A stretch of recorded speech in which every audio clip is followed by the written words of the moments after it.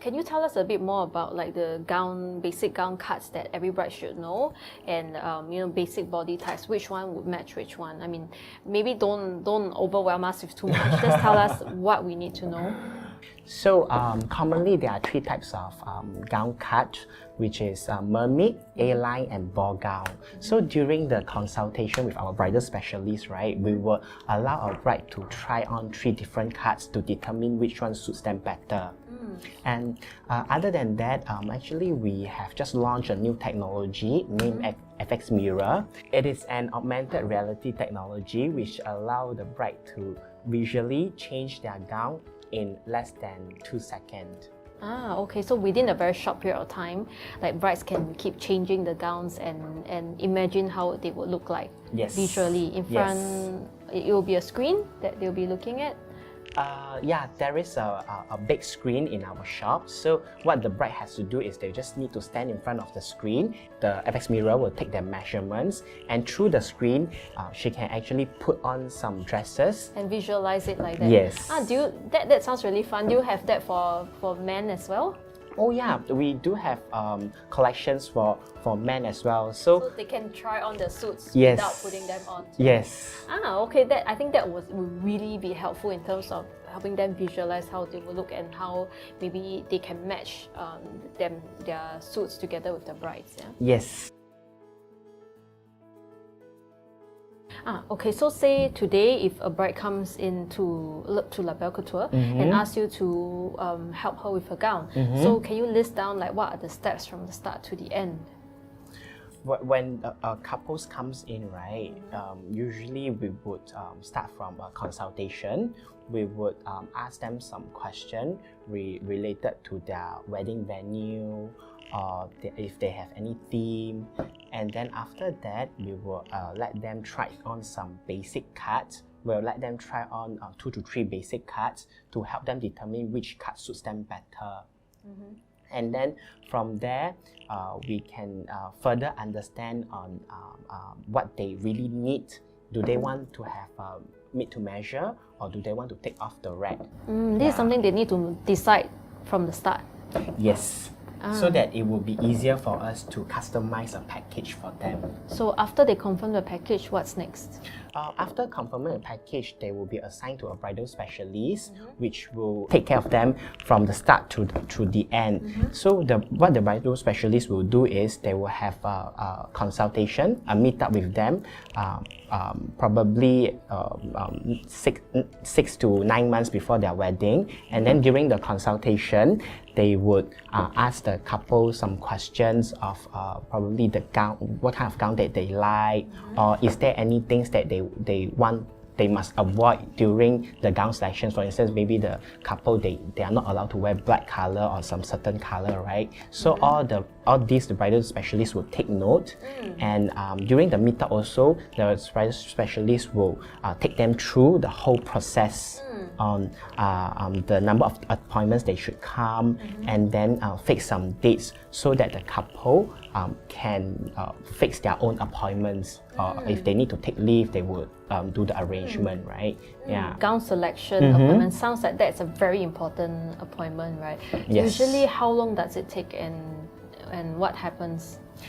Usually before we have this FX Mirror, it takes about 5 to 8 hours averagely. Wow, that's a really long time to select a gown. Yes, but ever since after we have this new technology, right, it helps to shorten the gown selection process by probably around 3 hours per couple. We can manage to help them find the right gowns. I see. Yeah.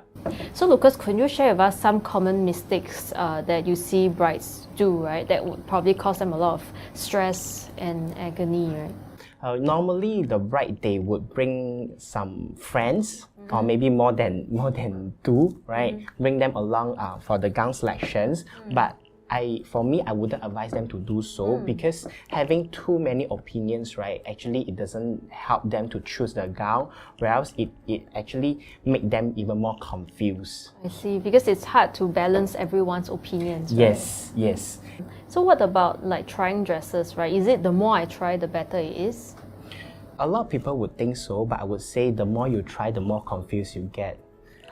So usually I would advise if you already seen a gown that you like, just stop at just confirm that dress and then put your time more on picking the right hairstyle and right makeup to complement the whole look. Okay, so how many dresses do you think a bride should try?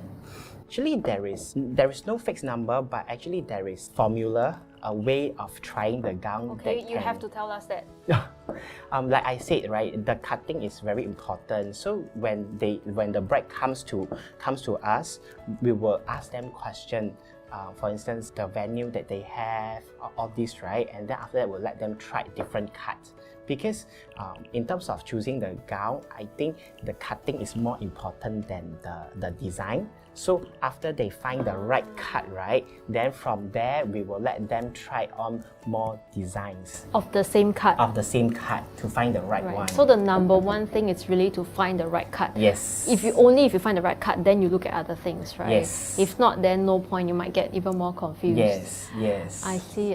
What about any requests, right? Are there any requests that that brides have made that maybe does not quite make sense or might be rejected?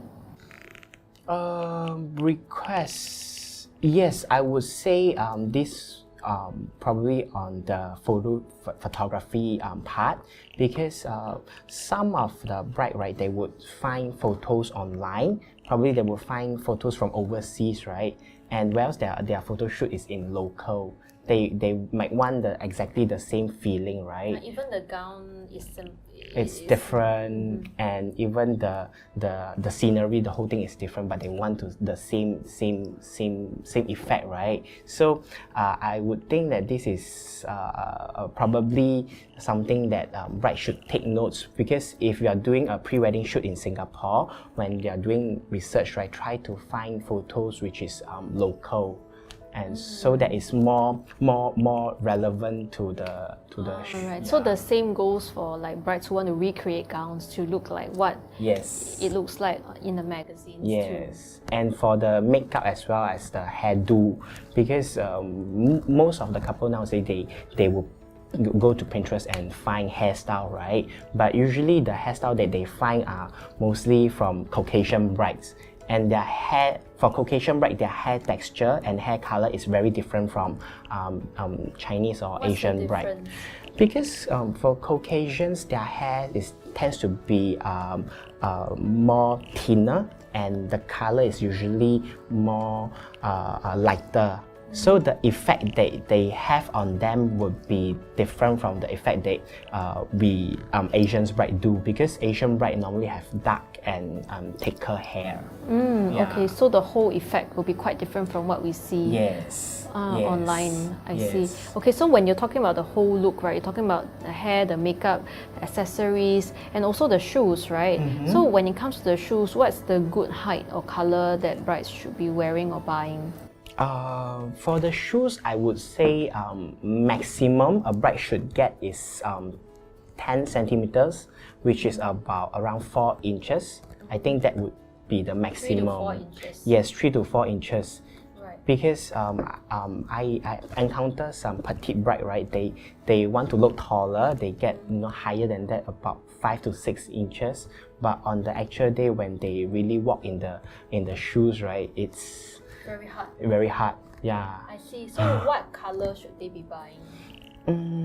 If they just want to invest in one cool pair of shoes that can match wedding gown and evening gown, I would advise them to get silver color.